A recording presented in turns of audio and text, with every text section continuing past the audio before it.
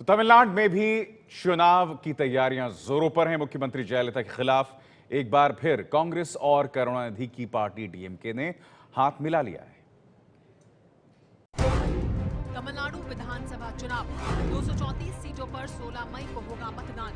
जयललिता की पार्टी एआईएडीएमके ने किया 227 सीटों पर चुनाव लड़ने का ऐलान।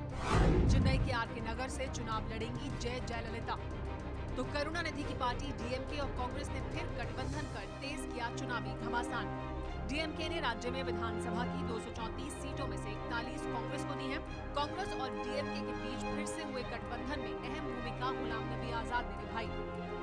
We have signed 41 seats to Congress party. I'm sure that under the leadership of at the national level Mrs. Sonia Gandhi and at the state level under the leadership of our DMK leader Karunanidhi ji, will be able to form the government.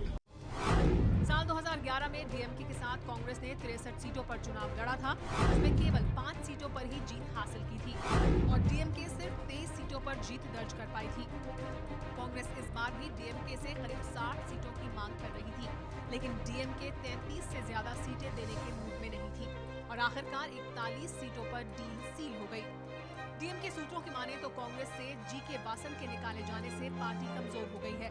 साथ ही अंदरूनी झगड़ों ने कांग्रेस की जड़ों को और भी कमजोर कर दिया है। यही कारण है कि डीएमके ज्यादा सीटें देने को राजी नहीं हुई। डीएमके और कांग्रेस ने जयललिता की पार्टी एआईएडीएमके का रथ रोकने के लिए ये गठजोड़ किया है। हालांकि एआईएडीएमके को भरोसा है कि ब्रांड अम्मा रथ पर सवार जयललिता इस बार भी सरकार बनाएंगी। पिछले चुनाव में एआईएडीएमके गठबंधन को 203 सीटों पर जीत मिली थी, वहीं डीएमके गठबंधन ने जीती थी सिर्फ 31 सीटें। बीजेपी यहां अपना खाता भी नहीं खोल पाई थी।